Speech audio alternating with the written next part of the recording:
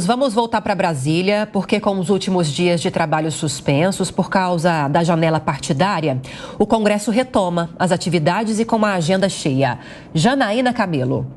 A semana começa com reunião entre o presidente do Senado, Rodrigo Pacheco, e o ministro de Relações Institucionais, Alexandre Padilha. O encontro deve servir para alinhar a análise das propostas de interesse do governo no Senado, o que inclui a reoneração dos pequenos municípios.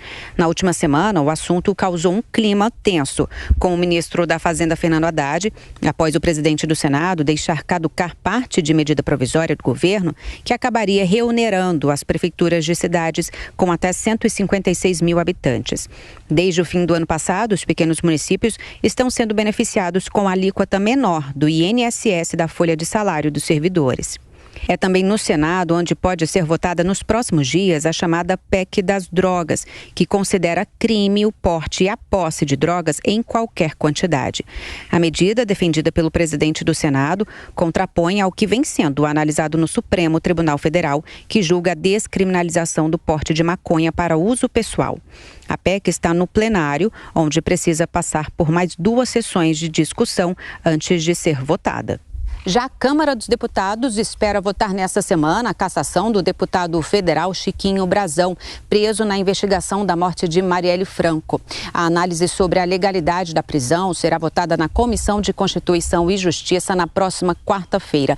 E no mesmo dia, o caso segue para o plenário, que também deve votar nesta semana um projeto que recria o seguro DPVAT e a taxa de cobrança aos proprietários dos veículos.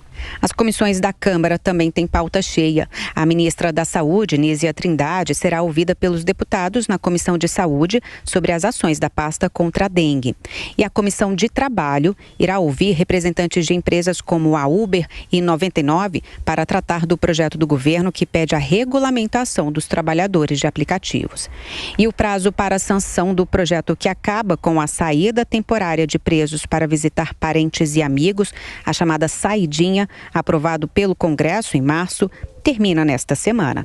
O presidente Lula deverá sancionar a matéria com vetos.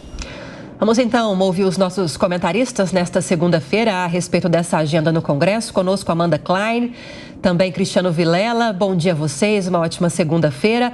A Janaína trouxe alguns dos principais pontos que deverão avançar ou pelo menos começar a ser discutidos nessa semana, né, Amanda? Você acredita que a PEC das drogas, que talvez seja o mais polêmico desses que ela citou, realmente avance? O que você está esperando para essa semana?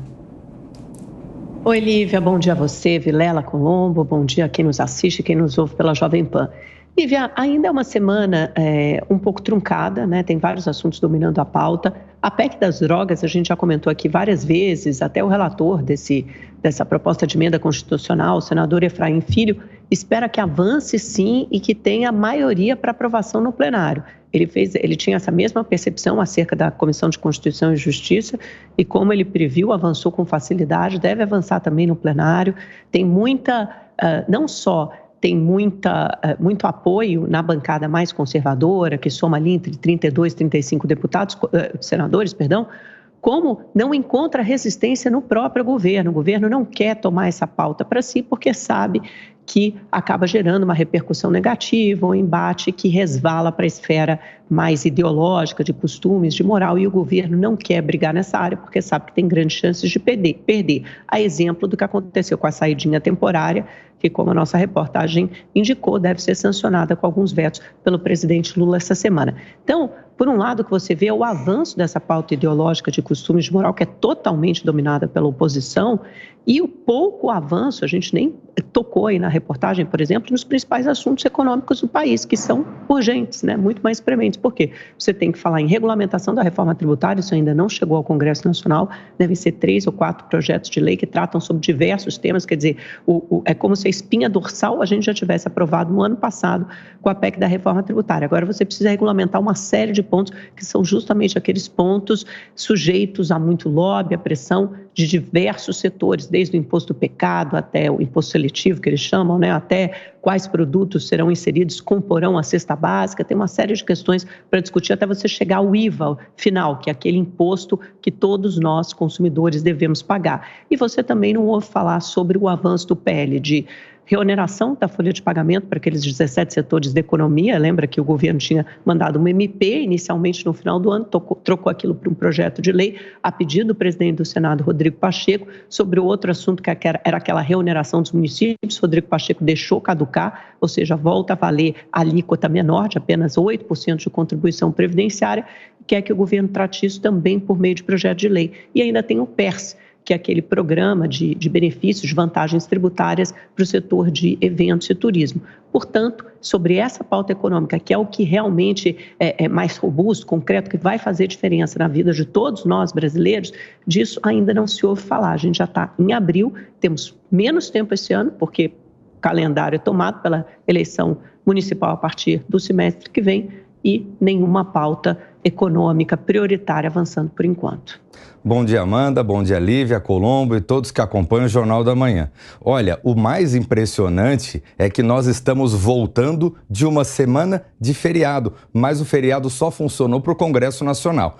Os deputados e senadores não trabalharam na semana passada por conta do prazo de filiações para os candidatos nas eleições municipais.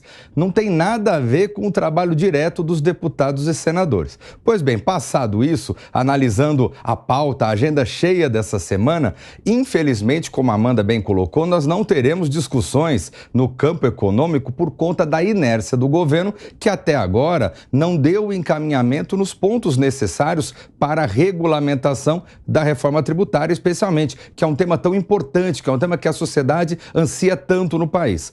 Num outro ponto, um outro aspecto, eu vejo com bons olhos e que de fato vai caminhar as tratativas relacionadas à PEC das drogas.